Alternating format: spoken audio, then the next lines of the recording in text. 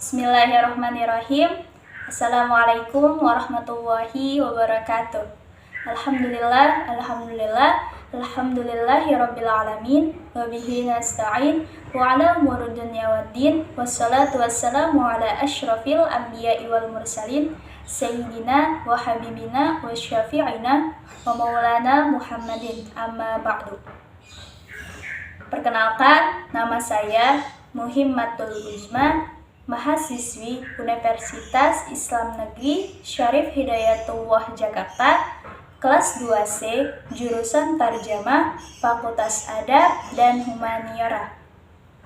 Di kesempatan kali ini, saya akan sedikit menjelaskan materi seputar shorof untuk penerjemah dalam memenuhi tugas ulangan akhir semester yang berjudul isim atau nomina berdasarkan struktur susunan dan bentuknya dalam bahasa Arab. Sebelumnya, apa itu nomina? Nomina adalah kelas kata yang menunjukkan arti nama, tempat, atau segala suatu benda dan segala sesuatu yang dibendakan. Dalam ilmu nahwu, nomina ini disebut dengan isim. Secara bahasa, isim artinya kata benda. Secara istilah, menurut ilmu nahwu, al-ismu huwa kalimatun dallat ala ma'nan fi nafsiha wa lam tuqtaran bi zamanin wad'an. Isim adalah kalimat yang menunjukkan makna tersendiri dan tidak disertai status waktu. Isim terbagi menjadi beberapa macam. Salah satunya yang akan saya jelaskan di video ini yaitu isim atau nomina berdasarkan struktur susunan dan bentuknya. Pembahasan yang pertama, isim atau nomina berdasarkan struktur susunannya. Isim ini terbagi menjadi dua. Ada isim jamid atau yang disebut dengan nomina primitif dan isim mushtaq atau yang disebut dengan nomina derivatif. Yang pertama, nomina primitif atau isim jamid adalah kalimat isim yang tidak diambil dari kalimat lain. Isim jamid ini terbagi menjadi dua. Ada isim zat atau isim jenis dan isim makna atau masdar. Isim zat atau isim jenis adalah kalimat isim yang bentuk dan maknanya tidak bisa dijadikan fiil. Contohnya, rojulun artinya orang laki-laki, hajarun artinya batu.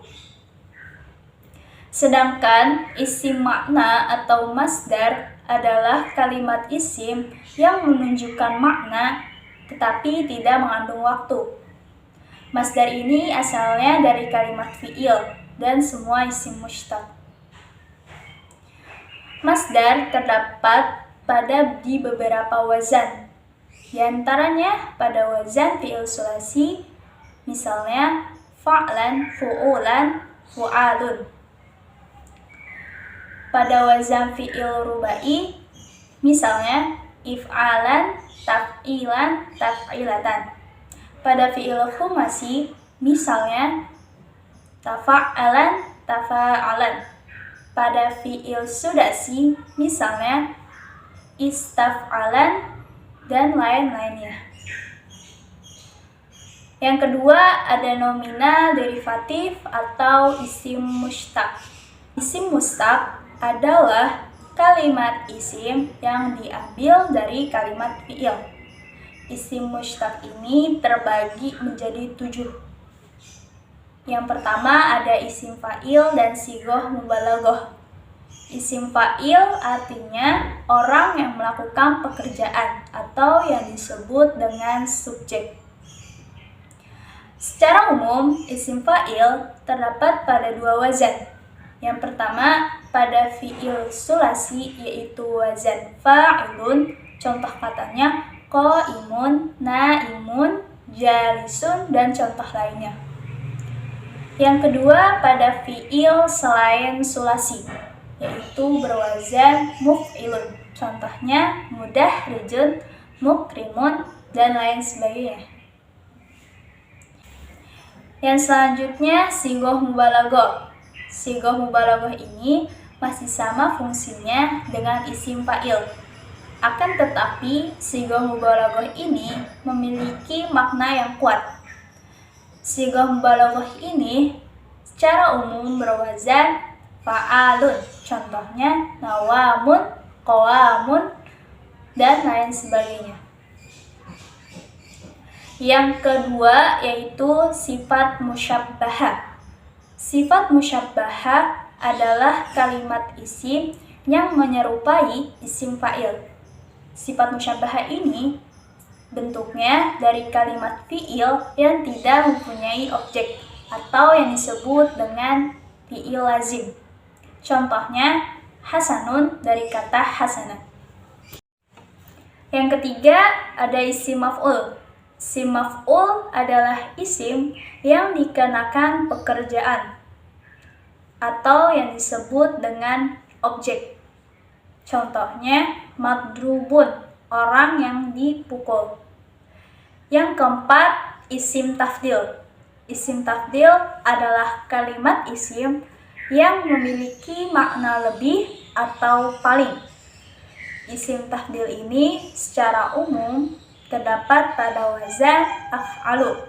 Contohnya akbaru, afdalu, asgoru, dan contoh lainnya. Yang kelima ada isim zaman.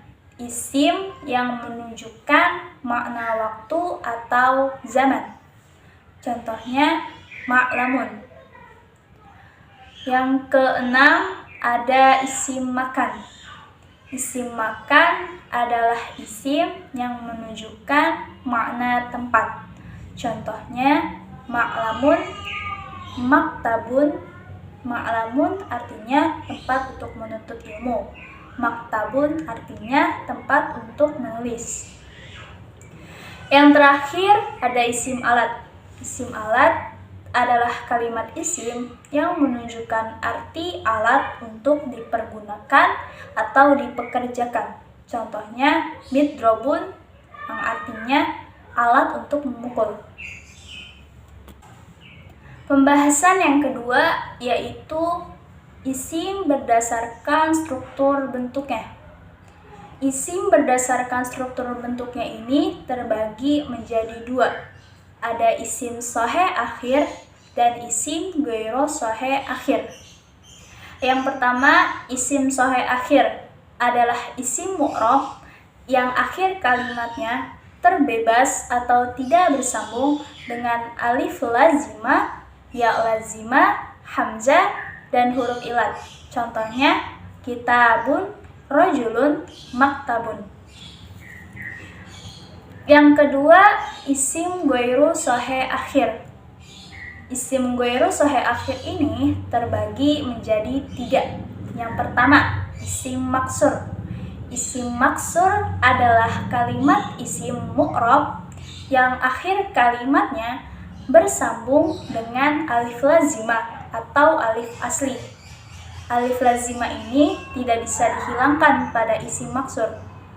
Alif lazimah ini juga ketika diucapkan secara lisan, dia berbentuk alif. Akan tetapi, jika dibentuk secara tulisan, dia berbentuk ya. Contohnya, al-fata, al-huda, dan contoh lainnya. Yang kedua yaitu isim mankus. Isim mankus adalah kalimat isim mu'rab yang akhir kalimatnya ini bersambung dengan ya lazimah atau ya asli. Dan sebelum huruf ya lazimah ini terdapat huruf yang berharakat kasroh. Contohnya al-hadi, al-qadi. Yang ketiga ada isim mamdud. Isim mamdud kalimat isim yang mu'rab yang akhir kalimatnya bersambung dengan huruf hamzah. Dan sebelum huruf hamzah ini terdapat huruf alif. Contohnya samaun, insya'un, dan contoh lainnya. Mungkin hanya ini yang bisa dapat saya jelaskan. materi tentang isim atau nomina berdasarkan struktur, susunan, dan bentuknya. Mohon maaf bila ada salah dalam pengucapan atau penyebutan. Kurang lebihnya mohon maaf. Akhirul kalam. Wassalamualaikum warahmatullahi wabarakatuh. Thank you so much. Goodbye.